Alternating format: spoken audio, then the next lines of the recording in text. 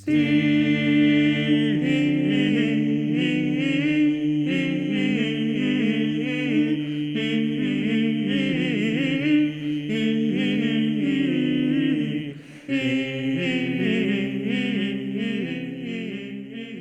to W.G. Waite, writing in 1954, it was Léonin's incomparable achievement to introduce a rational system of rhythm into polyphonic music for the first time, and equally important, to create a method of notation expressive of this rhythm.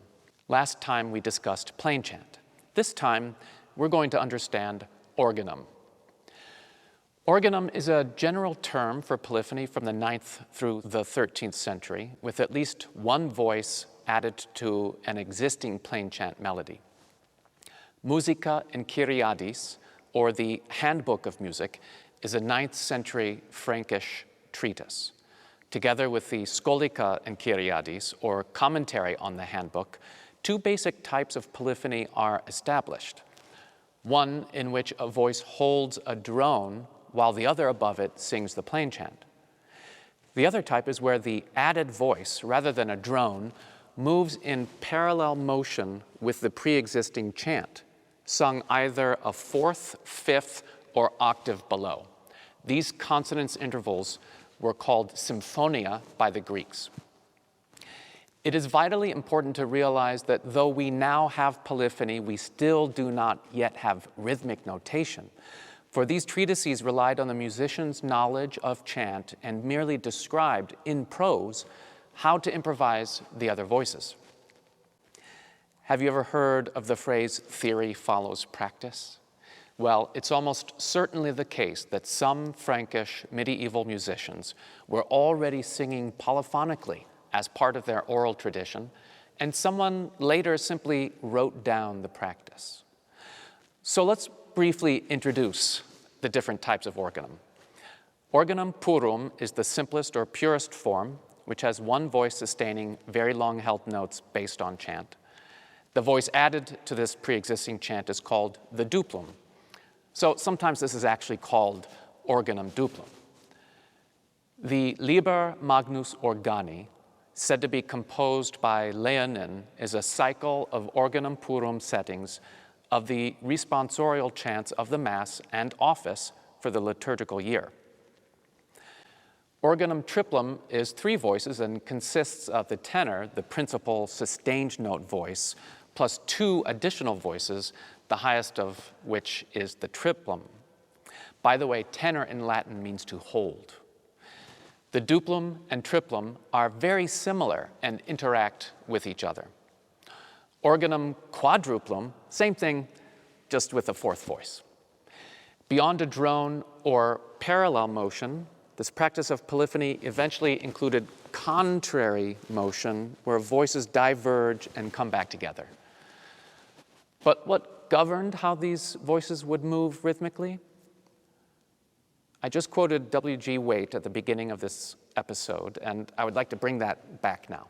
Quote, "It was Léonin's incomparable achievement to introduce a rational system of rhythm into polyphonic music for the first time, and equally important, to create a method of notation expressive of this rhythm." End quote. Léonin and his successor Peretin, of whom we will take a closer look in the next episode, developed rhythmic modes. There were 6 of these rhythmic modes, but let's look at just 2 of them. Mode 1, the most important rhythmic mode, consists of a long and a breve. Da, da, da, da, da, da, da. And then there's mode 2, which has the opposite configuration. Da, da, da, da, da, da, da. And now I'd like to quote Dr. Fassler again regarding the piece we're about to hear. Quote, "The modes are expressed in patterns called ordines, singular ordo, and these are separated by rests. In the setting of the opening notes of stirps jesse, the 2 upper voices move in short mode 1 ordines. They are completely wedded to each other, both rhythmically and harmonically, with cadences falling on fifths and octaves above the slow-moving tenor notes." End quote. It's important to note here, too, that the voices are moving in contrary motion. Then later, when the tenor moves to a new note, the other voices reset at a different pitch level. And then the long is replaced at first gingerly with two brevs. So you get the rhythm da, da, da, da, da, da, da, da. Take a listen to Stirps Jesse.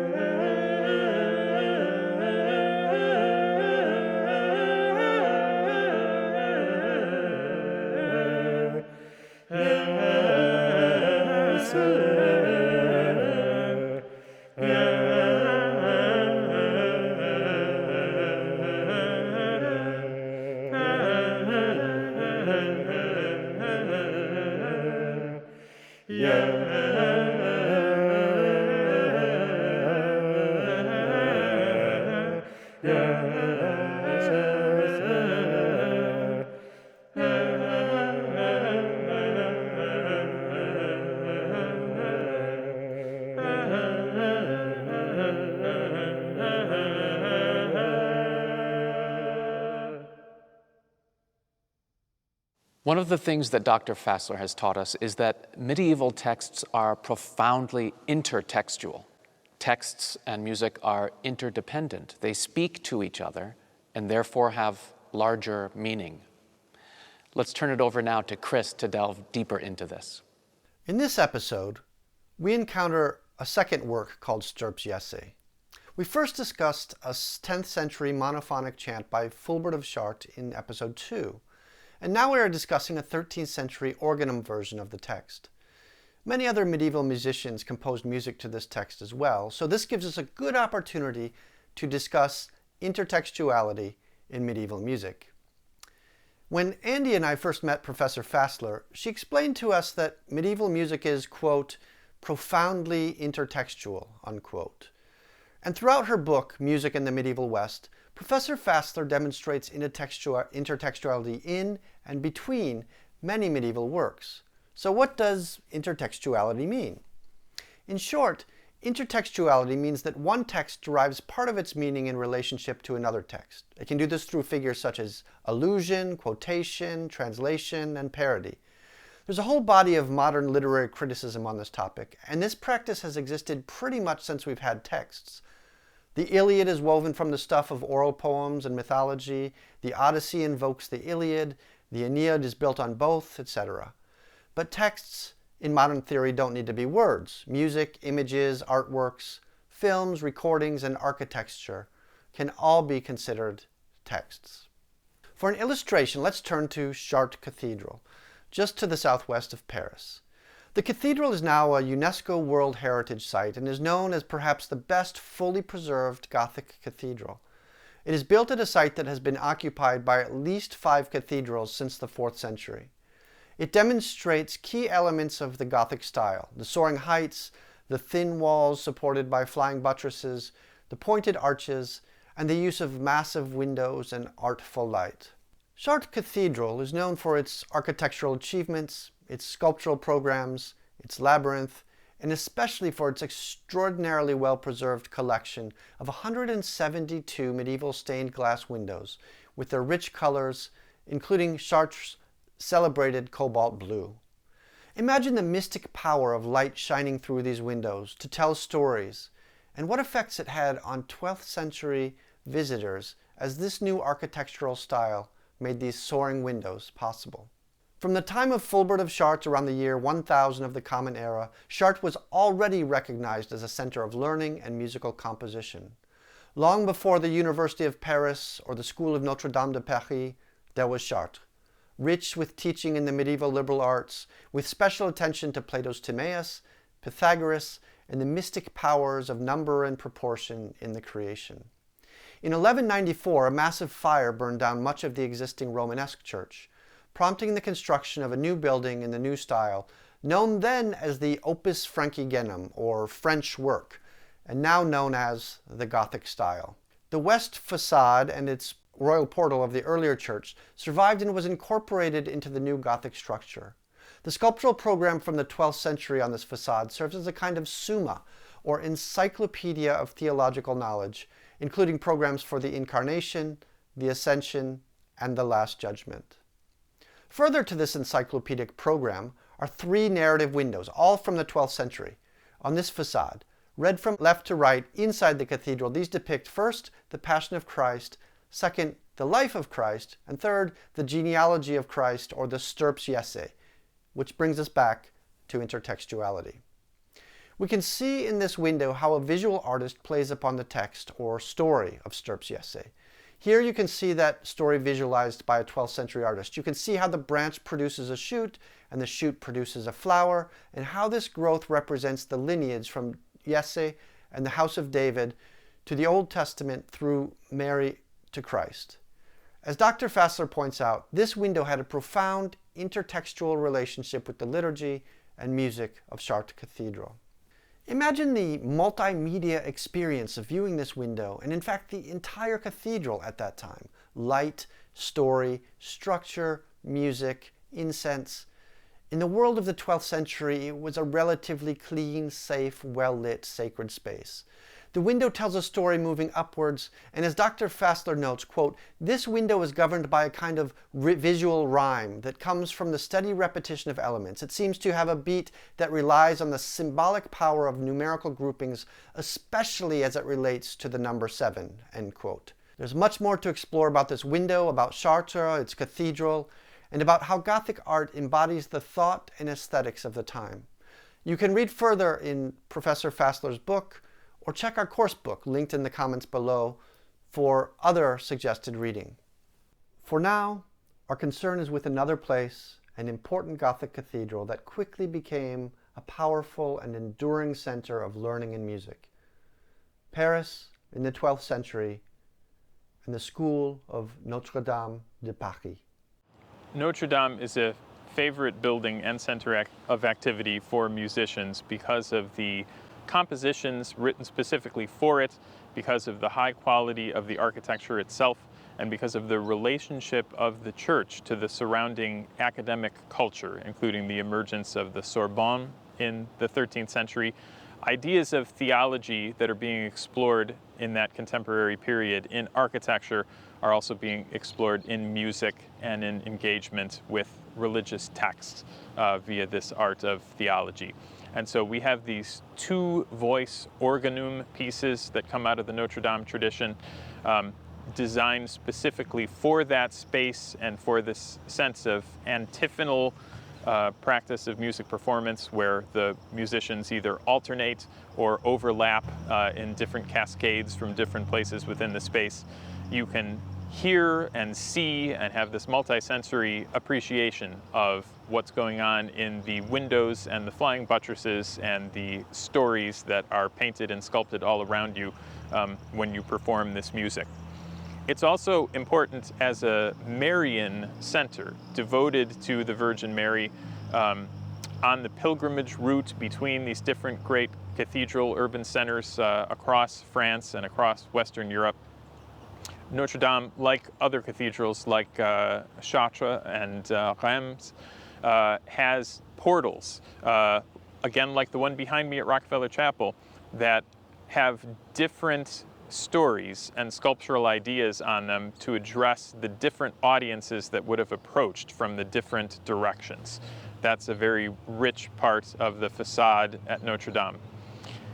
I was thinking a lot about Notre Dame last year with the great fire that occurred there, as I think lots of the public was, and thinking about how the architecture of this chapel space, which I manage, maps to what was going on there.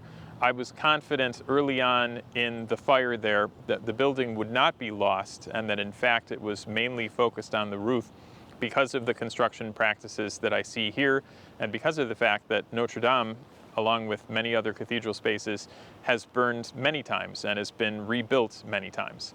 And while there was some damage to the historic organ there and to some of the structures on the main floor, Notre Dame is being rebuilt in the same way that it was, and we're confident that it will be there for many decades and centuries to come. We have learned that Léonin was the first great master of notated rhythm. He was working in Paris, associated with Notre Dame Cathedral as a magister or professor, meaning he had a license to teach. We know this because of the testimony of an unnamed English theorist who must have been in Paris to study. Later scholars have dubbed him Anonymous 4. Have you ever heard of the women's vocal ensemble of the same name? Léonin was preceded by eminent musicians for sure, but it's really at the beginning of his tenure in Paris that we get what was called the School of Notre Dame. This is a group of composers, theorists, and musicians working from roughly 1170 to 1250, including Léonin and Periton. The school is known for the development of Organum, what we've been talking about, but also of the motet. The style developed at the school has been known since the 14th century as the ars antiqua, or ancient art. By now, it is obvious that Paris was a hugely important and influential cultural center. Let's go back to Chris to learn more about that. As we discussed in the first episodes, the oral tradition of Western medieval music first started to be written down in the 9th century, thanks very much to monasteries that stretched from North Africa to Northern Europe and from Spain to Byzantium. In these monasteries, monks preserved the literary heritage of Greece and Rome, copying by hand the ancient works into precious manuscripts. In this lecture, it's worth remembering the role these monasteries played in the conservation of knowledge. Not only did they help texts survive from the ancient world and spur the great learning of the Carolingian Renaissance, they also began to record musical texts and ways of notating music.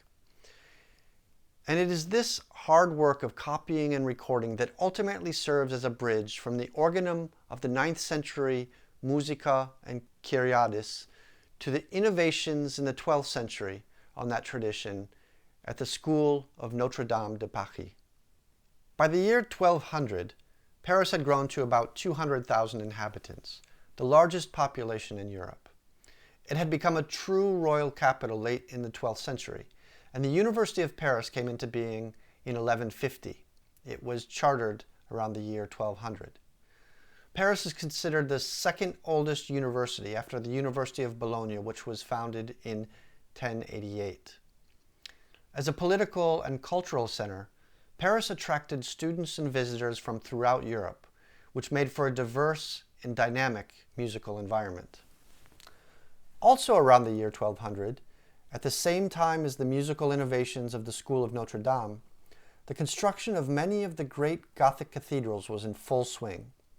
Saint-Denis, Reims, Amiens, Chartres, and Notre Dame de Paris were all in some stage of construction at this time. Here's a quick map to understand how the Gothic style spread throughout Europe, and also to help you make a list for future reading or visits. It's fascinating to reflect or even converse at length on these complex and beautiful structures and what they tell us about the life and culture of Europe in the 11th and 12th centuries. This lesson, we've focused on the early development of polyphony and the great influence of the school of Notre Dame. Next time, we'll go deeper with one piece of music from this school, try to synthesize what we've learned so far, and then explore mensural notation, a form of rhythmic notation that begins to look like the music notation of our own time.